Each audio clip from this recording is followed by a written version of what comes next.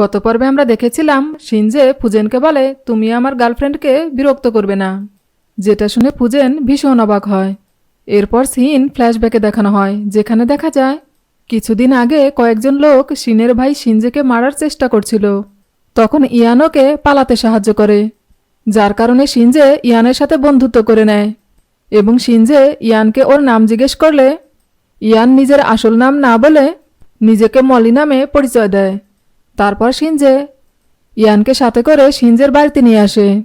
এরপর সিন বর্তমানে দেখানো হয়, যেখানে শিনজে ফুজেনকে বলে মলি আমার জীবন বাঁচিয়েছে, ও আমার কাছে খুব স্পেশাল, আর তাই তোমরা কেউ মলির সাথে খারাপ ব্যবহার করবে না। তারপর সেখানে শিন চলে আসে, আর শিনজে ইয়ানকে নিয়ে সেখান থেকে চলে যায়।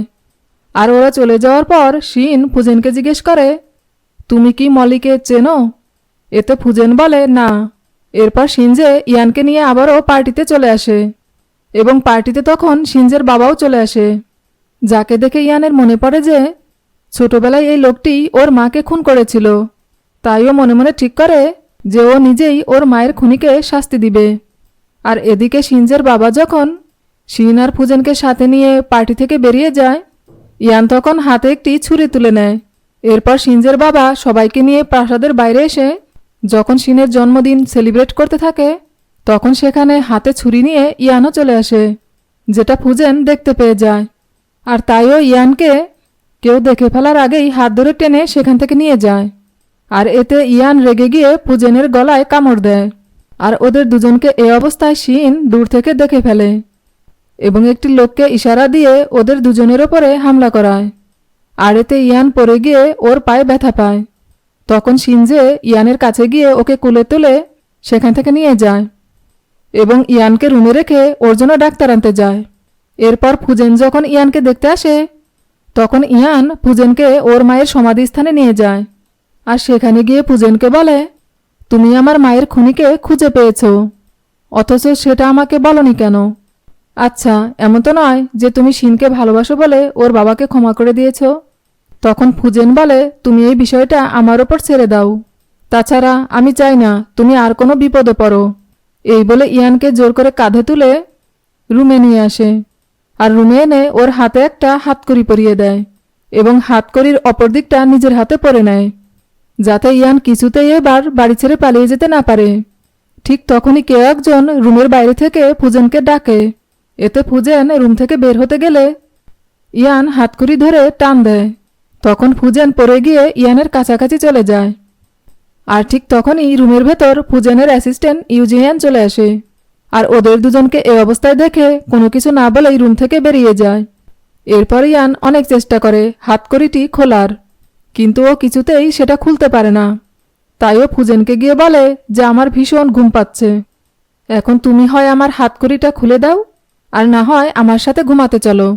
এটা শুনে ইউজিয়ান সেখান থেকে চলে যায়, আর ফুজেন ইয়ানের সাথে ঘুমাতে চলে আসে, কারণ ওরা দুজন যেহেতু একটা হাত করেই পড়েছিল, তাই রাতের বেলায় ওদের দুজনকে একসাথেই ঘুমাতে হবে। তারপর ইয়ান ইচ্ছে করেই ফুজেনের সামনে নিজের ড্রেস খুলতে থাকে, যাতে ফুজেন ওর হাতকড়ি খুলে দিয়ে সেখান থেকে চলে যায়। কিন্তু ফুজেন সেখান থেকে না গিয়ে বরং উল্টো দিকে মুখ করে ঘুরে দাঁড়ায়। এরপর ইয়ান ফুজেনের খুব কাছে গিয়ে ওকে সিরিয়াস করার চেষ্টা করে। এতে ফুজেন ভীষণ রেগে যায়, আর ইয়ানের গায়ে কাপড় দিয়ে ইয়ানকে চেপে ধরে বিছানায় বসিয়ে দেয় এবং ওর খুব ক্লোজ হতে থাকে। তখন ইয়ান ফুজেনকে ওর এত ক্লোজ হতে দেখে ভীষণ ঘাবড়ে যায় আর বলে আমার ভুল হয়ে গেছে ভাই। এতে ফুজেন বলে আর কখনো আমাকে সিরিয়াস করার চেষ্টা করবে? তখন ইয়ান বলে আর কখনো করব না। এতে ফুজেন দূরে সরে গিয়ে বলে এসব ট্রিক আমার ওপর চলবে না, কথাটা মনে রেখো। এরপর আর কোনো উপায় না থাকায় ইয়ান ফুজেনের সাথে একই বিছানায় ঘুমাতে যায়। আর বিছানায় শুয়ে ইয়ান ফুজেনকে বলে তোমার মনে আছে ছোটবেলায় আমরা দুজনে এভাবে একসাথেই ঘুমাতাম, কিন্তু আমরা বড় হওয়ার পর এই প্রথম এভাবে একসাথে শুয়ে আছি। আচ্ছা, তোমার আমার সাথে এভাবে বেড শেয়ার করতে অস্বস্তি হচ্ছে না? তবে হ্যাঁ, আমি সবসময়ই চাইতাম তোমার সাথে থাকতে, আর দেখো আজ আমার সেই শেষ ইচ্ছেটাও পূরণ হয়ে গেল। এই কথা শুনে ফুজেন ভীষণ ভয় পেয়ে যায়, আর ইয়ানের কাছে গিয়ে দেখে যে ওর হাত কেটে রক্ত বের হচ্ছে, আর তাইও চাবি দিয়ে ইয়ানের হাতের হাতকড়ি খুলে দেয়। আর ঠিক তখনই ইয়ান তাড়াহুড়ো করে উঠে ফুজেনকে খাটের সাথে তালা মেরে আটকে দেয় আর বলে, তুমি কি ভেবেছিলে এভাবে আমাকে আটকে রাখবে? সেটা তুমি কোনো দিনও পারবে না।